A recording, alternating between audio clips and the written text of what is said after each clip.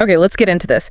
If you're, say, over 60, maybe 65 plus, you probably know the feeling. Like standing up from a low chair takes just that extra beat.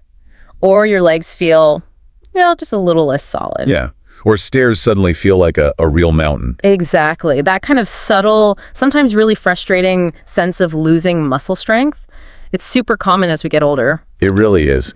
And I think for a lot of people, especially over 65, there's this idea that, well, that's just how it goes. Right. You just accept it, maybe try to slow it down with some weights or, I don't know, protein powder. But the perspective we're diving into today, it's actually profoundly different. It comes from real longevity, real observation. And this isn't just some theory. We're talking about insights from Dr. Shigeaki Hinohara, Japan's oldest practicing doctor. That's right. I mean, the man worked past 100 years old, still seeing patients, walking, writing, lecturing. Just amazing function. Wow. Truly living it. Exactly.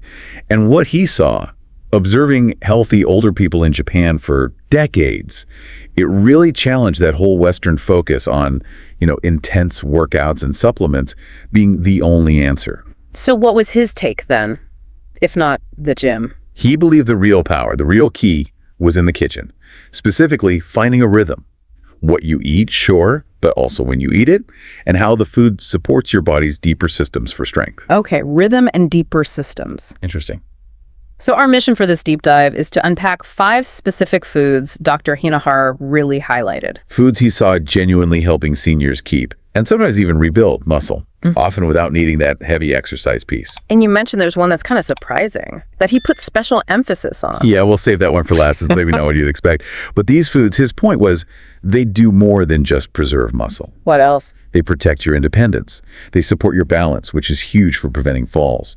They reduce injury risk, keep your mind sharp. The real goal after 60 or 65 isn't just being strong. It's being functional, being free. Exactly. Freedom through function. That ability to just live your life the way you want to. Freedom through function. I like that. It hits home. Okay, let's dig into these 5 foods. Where do we start? Let's begin with one that's a staple in Japan, but maybe sounds a bit, unusual to Western folks. Fermented soy, specifically natto. Natto. Oh, yeah. Isn't that the one that's really sticky and has a, let's say, distinctive smell? That's the one. It definitely has a unique texture, kind of stringy, sticky. It's an acquired taste for sure. But Dr. Hinohara saw its power.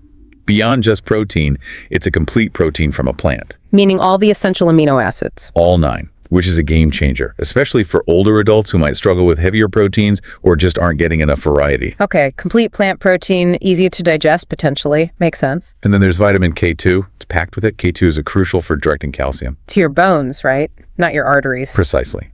Strengthening the frame that your muscles rely on. Keeps calcium out of places it shouldn't be. So foundational support. Bones first. Right. And then, because it's fermented, probiotics. Ah, the gut health connection. Yes. Think of your gut as the body's processing plant for nutrients. If that's not working well, it doesn't matter how good the food is, you're not absorbing it properly. Natto helps that whole system work better. Helps you actually use the protein and everything else. So you absorb more of what you eat. That seems critical, especially as digestion can change with age. Absolutely. Our source mentioned seeing Japanese elders eating natto for breakfast, just a small amount, and staying incredibly active, walking hills into their 90s. Wow. So it really links digestion to strength. It's not just what you eat, but how well your body can take it in. That shifts the perspective. It does. So yeah, the texture takes getting used to. Dr. Hinohara's advice was often just try it, maybe stir it really well, add a bit of soy sauce or mustard. Small price for big benefits. Okay, natto. Yeah. Sticky, maybe smelly, but a powerhouse for muscle building and gut health. Got it. What's food number 2? Okay, moving from fermentation to the sea, let's talk sardines. Or, any small oily fish like mackerel or anchovies work too. Sardines, you mean like straight out of the can? Exactly like that. Simple, cheap, and absolutely loaded with omega-3 fatty acids. We hear about omega-3s for brain health, heart health, but for muscles. Critically important because they are fantastic at reducing inflammation. And why is lower inflammation such a big deal for muscles, especially older ones? Well, think of chronic low-grade inflammation like a sort of constant simmering fire inside. It actively breaks down muscle tissue and stops repair. Okay, so it's actively working against you. It is. Omega-3s help sort of damp down that fire. That frees up your body's resources to actually build and repair muscle instead of just constantly fighting inflammation. Protects the muscle you have and helps build new tissue. Yes, exactly. Plus, sardines give you vitamin D and calcium again, reinforcing those bones. And a really key point, because they're small fish, they are very low in mercury. That's important if you're eating them regularly, unlike some bigger fish. Right, you can eat them several times a week safely. Yeah. And consistency, that was a big theme for Dr. Hinohara. Okay. The source also pointed out things like CoQ10 in sardines. That helps your mitochondria, the little power plants in your cells. Make energy. Make energy more efficiently. Better fuel for your muscles. And selenium, a mineral lots of older adults don't get enough of. It helps with muscle recovery, reduces soreness. Cellular energy, less soreness.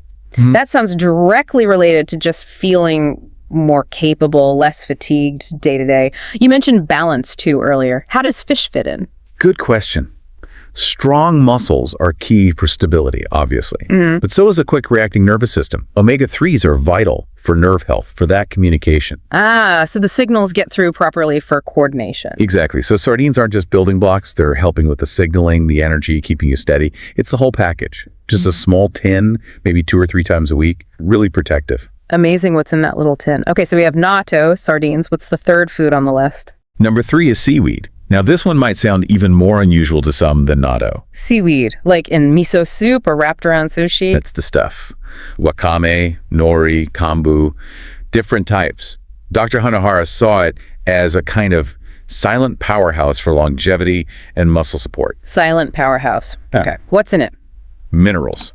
It's incredibly dense in minerals. We're talking magnesium, potassium, iodine. Things you need for muscles to actually work? Absolutely essential for contraction, relaxation, nerve signals, the basic mechanics of movement and recovery. Got it. The functional building blocks. And that iodine piece is really important. It's crucial for thyroid health. Your thyroid, well, it basically runs your metabolism. And metabolism affects muscle mass. Directly. A sluggish metabolism, which can happen with age, makes it much harder to hold on to lean muscle. Seaweed helps keep that metabolic engine tuned up. Wow. Okay. So it's not just feeding the muscle directly, it's supporting the body's whole system for managing muscle. That thyroid link is huge. It is. And like natto, seaweed has compounds that fight inflammation and also feed good gut bacteria. So you get that double win again. Better absorption, less breakdown. Exactly.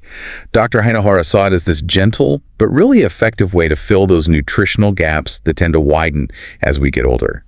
It just supports the body's natural rhythms. And it's easy. Add dried flakes to soup, rehydrate some for a salad. I mostly just thought of it for flavor, honestly, maybe iodine. But you're describing something much more fundamental, like it helps the body's operating system. That's a great way to put it. Foundational, natural, and really effective deep down. Okay, natto, sardines, seaweed, makes sense. What's number 4? Number 4, sesame seeds. More seeds. Seems to be a pattern here with these small, nutrient-packed foods. Totally. Never underestimate the small stuff. Sesame seeds are loaded with calcium and magnesium, again, great for muscle function, but they also support your joints, your tendons, your ligaments. The stuff that holds it all together and lets you move. Right. Strong muscles need a healthy framework to work with.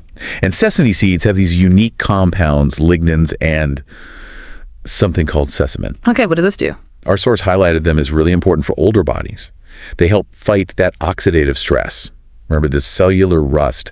Yeah, the damage that makes cells age faster. So sesame seeds help protect muscle cells from that. Exactly. They act like internal bodyguards for your cells. Plus, they gently support your liver's detox pathways and hormone balance, both of which can affect muscle tone as we age. Interesting. How do you use them? Super easy. Best way is to grind them up. That helps you absorb everything. Then just sprinkle them on stir fries, rice, salads, whatever. Mix them into dressings, maybe miso soup. So grinding is key. Better than just the oil or eating them whole. Yeah, you get more of the fiber, the minerals, and especially those protective lignans from the whole ground seed. Grinding fresh is ideal. Okay. It's just another one of those simple, consistent habits. A spoonful of ground sesame. It's like a little act of prevention, building strength day by day. Daily protection you can just sprinkle on things. Love it. Okay, 4 down. Natto, sardines, seaweed, sesame seeds. Now, the 5th one, the surprise. The surprise. It's something many of us think of as just comfort food. It's widely available, pretty versatile. Dr. Hinohara pointed to sweet potatoes. Sweet potatoes, really? That's the muscle rebuilder. I mean, it's not protein like meat or fish. Exactly. That's the surprising part. They're not primarily about protein here. They are a fantastic source of complex carbohydrates and fiber. And they're really gentle on the digestive system. Okay. Complex carbs. Why is that important for muscle as we get older? Because they provide steady, slow-release energy. Think stable blood sugar. And stable blood sugar helps muscle.